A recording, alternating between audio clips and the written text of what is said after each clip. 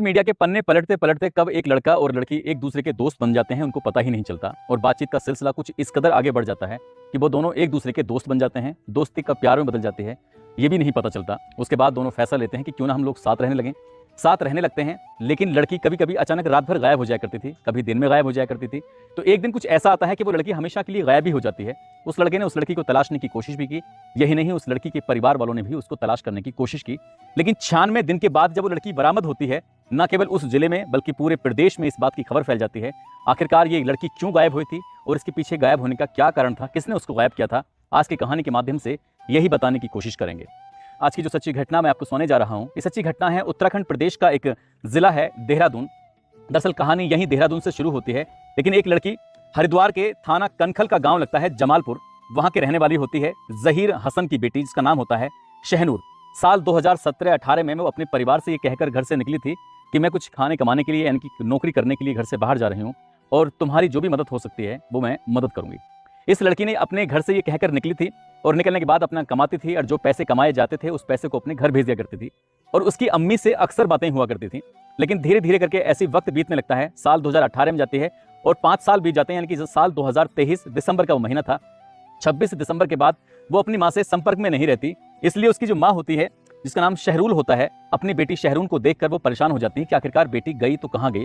अब अपनी बेटी को तलाश करने के लिए सबसे पहले उसने फ़ोन पर संपर्क साधा तो उसका नंबर बंद था, लेकिन जो उसके कॉन्टैक्ट में 1-2 लोग और थे उनसे बातचीत करने की कोशिश की तो उन्होंने कहा कि उसके बारे में, शहनूर के बारे में हमें कोई ज़्यादा जानकारी है नहीं। इसलिए माँ थोड़ा परेशान हो जाती है, अपने पति से कहती है, रिश्तेदारों से कहती है, जो आसपास के नेता होते हैं उनसे भी बातचीत करती है और यही नहीं वो नज़दीकी पुलिस स्टेशन होता है वहाँ भी जाती है और पूरा पूरा दिन थाने के आसपास बैठकर नेताओं के पास जाकर अपनी बेटी को ढूंढने की लगातार गुहार लगा रही थी। और कब 1 महीने का समय बीत जाता है पता ही नहीं चलता। आखिरकार दिसंबर में गायब हुई थी वो लड़की और जनवरी 2024 आ जाता है। 27 तारीख के बाद वो पहले नज़दीकी पुलिस स्टेशन पहुंचती है तो पुलिस वाले कहते हैं कि ये मामला इस जिले का यानी कि हरिद्वार का नहीं है बल्कि ये देहरादून का मामला है, आपको देहरादून की पुलिस से संपर्क साधना चाहिए। आखिरकार वो महिला 29 जनवरी 2024 को पटेल नगर एक थाना लगता है जो कि देहरादून का ही थाना है, वहाँ जाती है और वहाँ जाने के बाद कहती है कि मेरी बेटी गायब है। हालांकि वो पहले भी यहाँ पर आई थी, लेकिन इस बार उसने जिद पकड़ ली कि कम से कम कुछ तो तलाश करके देख लीजिए मेरी बेटी आखिरकार है कहाँ। पुलिस ने मुकदमा तो दर्ज कर लिया, लेकिन पुलिस ने जो ईमानदार से ईमानदार कोशिश करनी चाहिए थी पुलिस ने वो कोशिश नहीं की और वो महिला वापस अपने घर आ जाती है और घर आने के बाद फिर से वही कोशिश कर रही थी कि आखिरकार वो उसकी बेटी कहाँ गई है, कहाँ नहीं गई है। पुलिस ने थोड़ी सी कोशिश की थी कि जहाँ वो रहती थी वहाँ पर उसके साथ एक लड़का रहता था और वो लड़का आजकल कहाँ है वो भी गायब था, लेकिन पुलिस ने उतनी कोशिश जब नहीं करती है तो आखिरकार पुलिस वाले उसे एक तरह से कह सकते हैं कि भूल जाते हैं।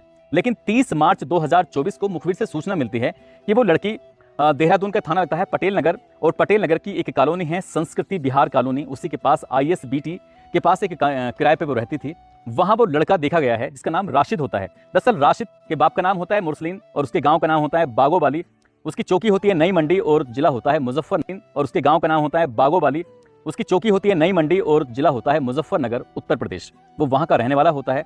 हालांकि पहले भी पुलिस उसके घर गाँव गई थी लेकिन वो गाँव में मिला ही नहीं, इसलिए पुलिस आती है और आकर अपने काम में जुट जाती है। लेकिन 30 मार्च 2024 को जब पुलिस को ये मुखबिर के माध्यम से सूचना मिलती है कि वो लड़का उसी कमरे पर पहुंचा है जिस कमरे पर वो लड़की रहा करती थी शहनूर। अब शहनूर वहां रहा करती थी तब आ जाती है और वो सामान जो था अपना कमरे पर लगभग 4-5-3 महीने के बाद लगभग 96-97 दिन हो जाते हैं वो कमरे से सामान समेट रहा था, वहाँ पैकिंग कर रहा था, वहाँ से ले जाने की कोशिश कर रहा था। पुलिस आती है, पुलिस ने उसको अपने हिरासत में लिया, उससे बातचीत करने लगी कि भाई बताओ तुम इतने दिन तक कहाँ गायब थे, हम तो तुम्हें तुम्हारे गांव भी ढूंढने के लिए गए और तुम्हारे बारे में पता करने की कोशिश की, लेकिन तुम्हारा कोई ना आता है ना पता है ना कोई फ़ोन नंबर है, वो लड़की है कहाँ पर उसके बारे में थोड़ी जानकारी दे दो। तो उसने कहा कि सर वो कई दिन के लिए गायब हो जाया करती थी, किसी लड़के के साथ भागी होगी, उसका किसी न किसी से अफेयर चल रहा था, इसलिए मुझे इसके बारे में कोई ज़्यादा जानकारी है नहीं। लेकिन पुलिस इतने सारे सवालों से कहाँ शांत होने वाली थी। पुलिस ने जब उससे सख्ती से पूछताछ की तो सख्ती से पूछने के बाद आखिरकार वो टूट जाता है और टूटने के बाद वो एक ऐसी कहानी बताता है जिसको सुनने के बाद पूरा देहरादून, पूरा उत्तराखंड बल्कि उत्तर प्रदेश के भी कई जिले इस घटना को लेकर आश्चर्यचकित हो जाते हैं और सोचने पर मजबूर हो जाते हैं। दरअसल कहानी शुरू होती है साल 2018 से।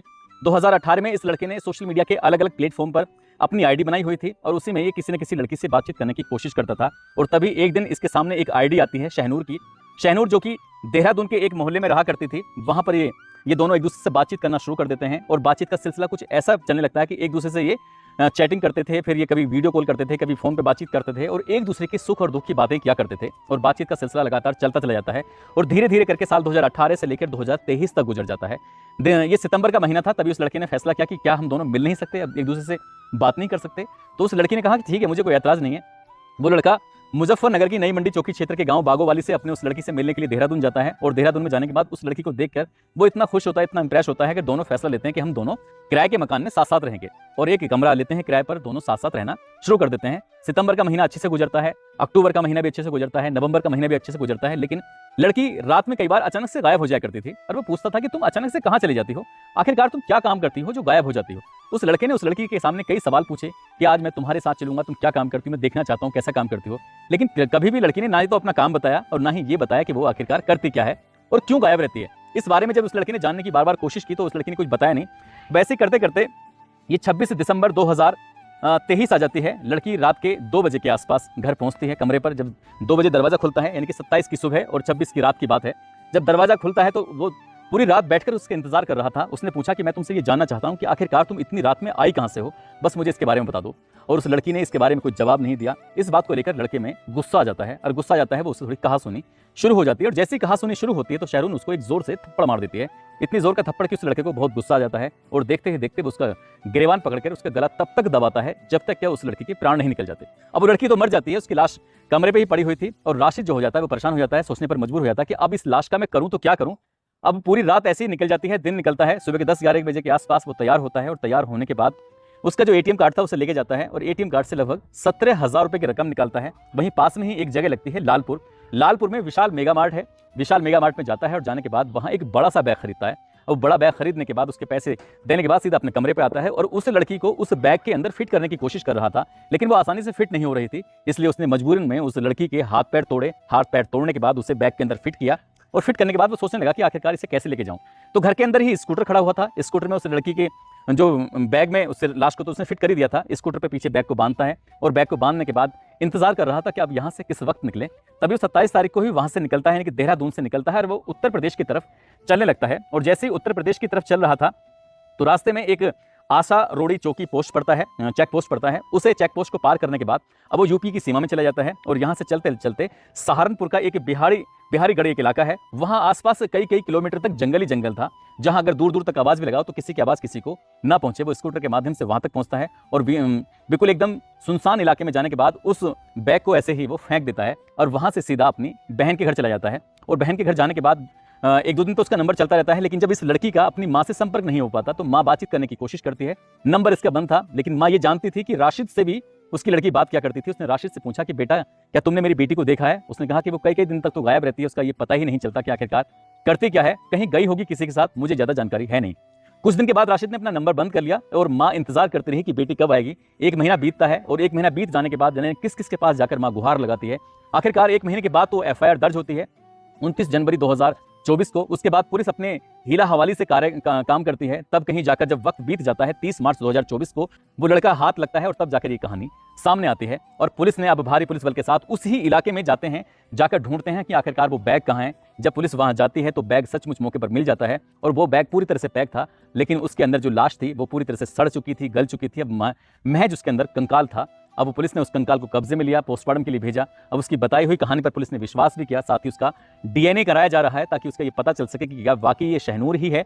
लड़की की उम्र 24 साल जो आज की तारीख में और लड़के की उम्र 23 साल, दोनों साथ साथ रहते थे, लेकिन लड़का कभी अपने घर वापस नहीं गया और वो किसी पिकअप पर वो हेल्परी का काम किया करता था, इसलिए परिवार से दूर रहता था। और पुलिस कोशिश तो कर रही थी उसे ढूंढने की, लेकिन उतनी ईमानदारी से कोशिश नहीं कर रही थी जितनी ईमानदारी से उसे कोशिश करनी चाहिए थी। और जब इस घटनाक्रम का खुलासा होता है तो लोगों को यकीन नहीं हो रहा था कि एक लड़का जो उस लड़की मिलती है सोशल मीडिया के माध्यम से, वो मिलती तो जरूर है लेकिन उसके साथ वो कुछ दिन लिव इन रिलेशनशिप में रहता है। तब उसने जानने की कोशिश की कि आखिरकार तुमने इसको मारा क्यों।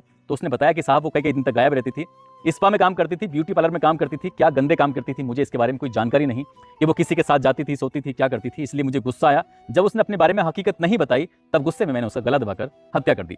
दोस्तों, इस पूरे घटनाक्रम को सुनाने का उद्देश्य किसी को परेशान करना नहीं है, किसी का दिल दुखाना नहीं है, बल्कि आपको जागरूक करना है, आपको सचेत करना है और आपको बताना है कि राशिद ने शायद जैसे गया था अगर काश वैसे ही वापस लौट के चला आता तो इतनी बड़ी बात नहीं होती, ना ही उस लड़की की जान जाती, बल्कि वो खुद भी सुरक्षित रहता और वो लड़की भी सुरक्षित रहती।